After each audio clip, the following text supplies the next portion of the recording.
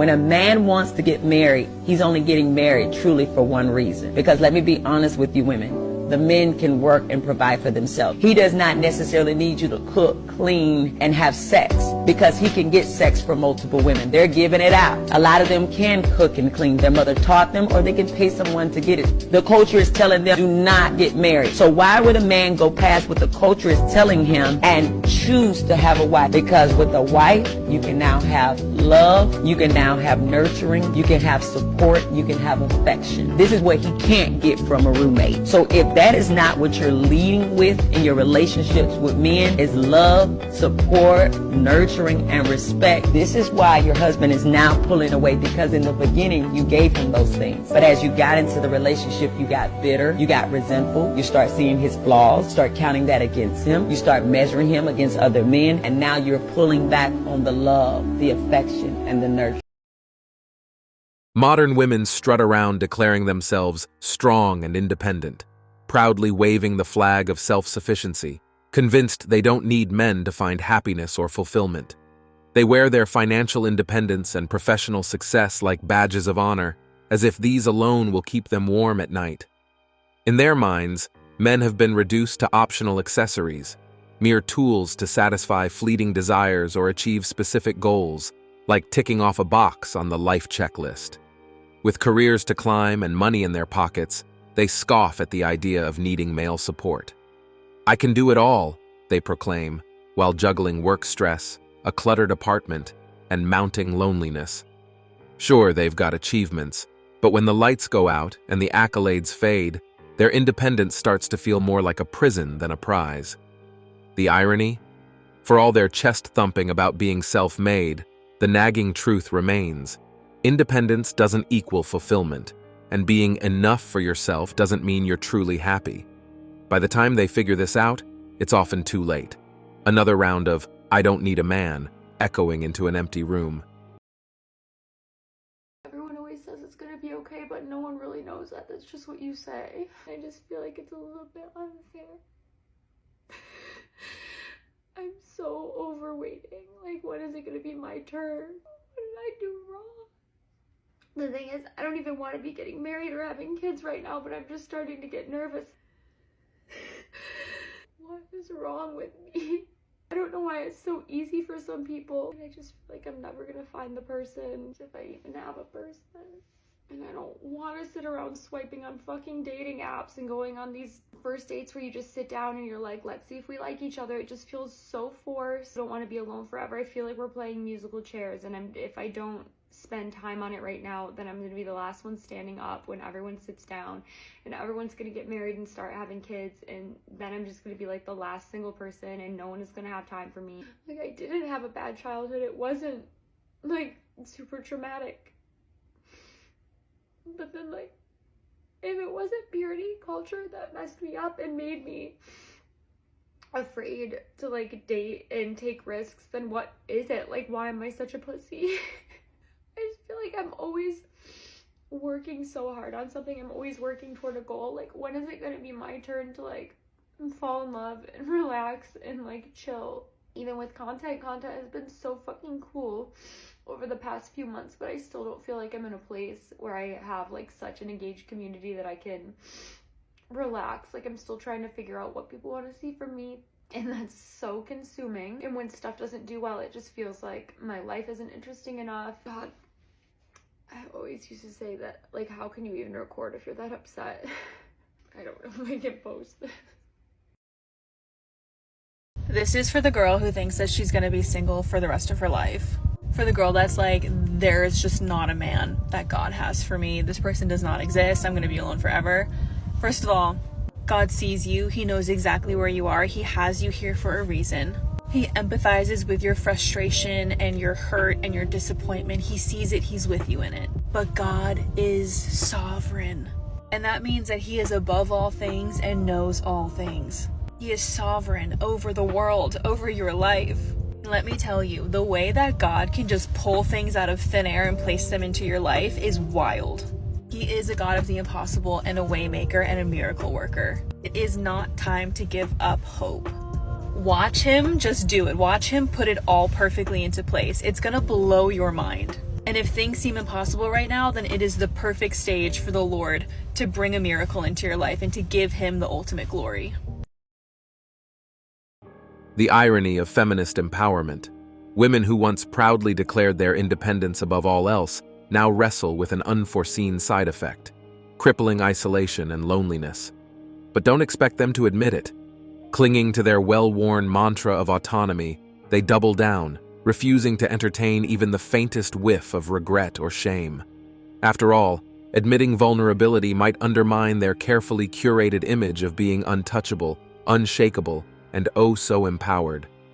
This stubborn resistance to acknowledging the emotional void speaks volumes. It's almost a badge of honor for some, proof that they've stayed true to their ideals, no matter the cost. Yet beneath the surface, the contradiction is glaring. Independence may fill their pockets, but it doesn't fill their hearts. The universal desire for connection, intimacy, and belonging doesn't vanish just because someone declares themselves too strong to need it. Instead of confronting the imbalance, many spin it into a narrative of triumph, an empowering tale of self-made autonomy, even as they secretly wonder why personal achievement feels so hollow without meaningful relationships. Meanwhile, the world watches this performance, half admiring the resilience and half wondering when the mask will slip.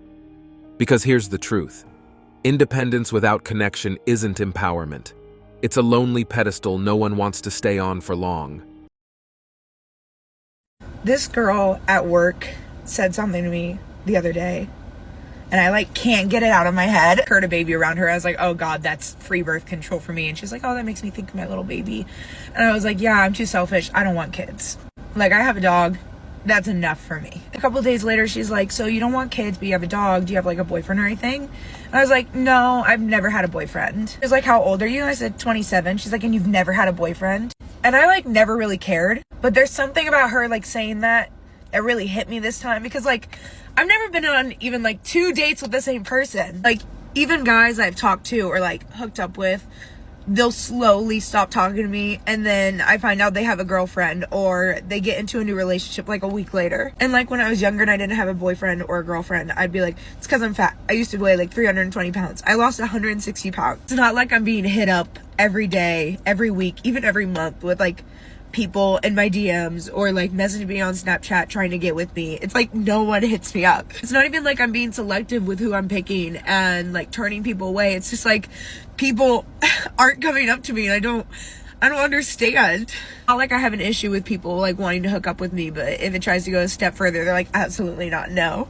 I don't want to just hook up with random people that I don't know, so I'll tell people that I don't want to hook up with them until I know them, and then they're like, well, you're a prude. I'm I literally can't win. Why it's hitting me so hard this time is the fact that she had the audacity to ask by choice, and I just sit there and I'm no, it's not by choice. When I was younger, I was oh, it's because I'm fat. Oh, it's because I'm fat. Once I lose weight, I'll have no problem. And now that I'm not fat, I'm just what is it? What is the reason? So now I'm gonna finish my energy drink and hit the gym until I can't feel my emotions anymore. Maybe that's the reason. If you're scared of being alone and single, and you're going into a relationship because of that fear, research shows 3 things happen. The first thing is you're guaranteed to settle for less than you deserve. Guaranteed. The second thing is you're more likely to be dependent on that person because you think they're out of your league. And so now you'll become, do, mold, fold, become anything they want you to be. And the third is you're going to be scared to leave them because being with them in your mind is better than being alone. The double-edged sword of giving it all in relationships. Some women pour every ounce of their emotional energy into partners, only to find themselves left high and dry. Cue the trauma, abandonment issues, and that gnawing fear of being alone. After all, solitude doesn't just mean loneliness. For them, it's an indictment, a flashing neon sign that screams failure or inadequacy. It's not just about being partnerless. It's about feeling like all that effort, all those years, amounted to nothing. And let's talk about those long-term relationships that crash and burn. For some, they're the emotional equivalent of a retirement plan, a secure investment that's supposed to pay off forever. When it doesn't, the idea of starting over feels like a cruel joke. The routines, the shared Netflix passwords, the emotional safety net, all gone. What's left is the intimidating prospect of rebuilding, not just a relationship, but a whole damn identity. Sure, feminism chirps about the joys of being self-partnered, but let's be real. The fear of solitude runs deep. For many, it's less about losing a partner and more about losing the support system and stability that came with the relationship. They're left asking themselves, who am I without this? And isn't that the cruelest irony? Independence is great, until you're staring down the barrel of emotional isolation. All the empowerment slogans in the world can't fill the void left by losing the person who was supposed to be your forever. You're scared to be alone. And you would rather be with any piece of somebody rather than being by yourself. And the sad part is, you know whatever little piece you're getting is probably taking more from you than he's giving. You're doing things for him. You are taking time for him from your children. He's not adding to you at all. And the fear of just not having a man, so you'll take any kind of man that can do whatever he wants. I mean, that's such a sad way to live. You're not divorcing a guy that you haven't seen forever. For some reason, you feel you need to be connected to a guy. You're a grown woman. You're a beautiful woman. You're an educated woman. You are going to school. You have 2 children. You can make it on your own. You don't have to be a punching bag for somebody else's ego in order to be okay. Let that go. Let that go. You are not defined by who you're with or if you have anybody at all. You are defined by the progress that you make within yourself and for your children.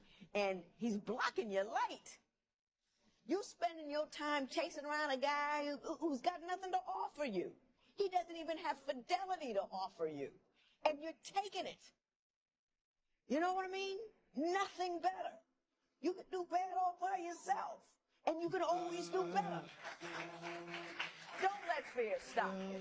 Don't let the idea of being alone make you feel like a failure. I think a lot of women feel like that. If they're not attached to some dude, somehow, some way, they have failed and they are not safe. That is not true. You are worth more than you sold yourself for. And I hope you really believe that. The really emotionally connected woman who's super loyal and super loving, she can't be with a man who's super busy. She can't do it. She's too anxious. She misses him too much. She needs him home all the time. She needs predictability. She needs stability. She wants a home. She wants you to help her put the kids to bed at night.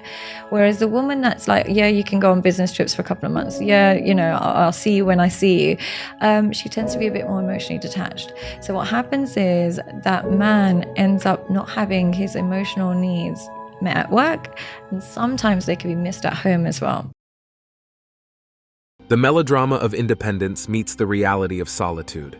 For many women, past trauma and the emotional baggage of long-term relationships don't just linger, they set up camp. The result? A fear of being alone so palpable it could double as a roommate. But let's not forget, this isn't just about heartbreak or nostalgia. It's about staring down the terrifying prospect of starting over in a world that doesn't hand out participation trophies for effort. The emotional toll of past experiences becomes an anchor, dragging them down as they attempt to navigate the uncharted waters of life without a partner. Add the uncertainty of forging a new path, and you've got a recipe for sleepless nights and existential dread. It's not just loneliness they're fighting, it's the fear that they've spent their prime years investing in relationships that yielded no return. Sure, the empowerment mantra says they can do it all on their own, but reality often has other plans. Facing life solo after years of emotional labor isn't the inspiring movie montage feminism promised. Instead, it's a grim reminder that independence doesn't always come with a safety net, and the weight of finding yourself can feel heavier than any relationship ever did.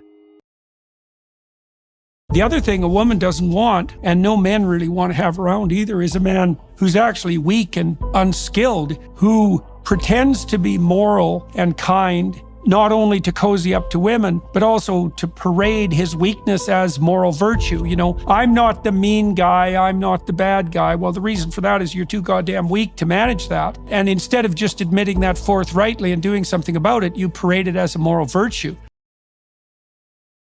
And that's it for today on Sigma Traits.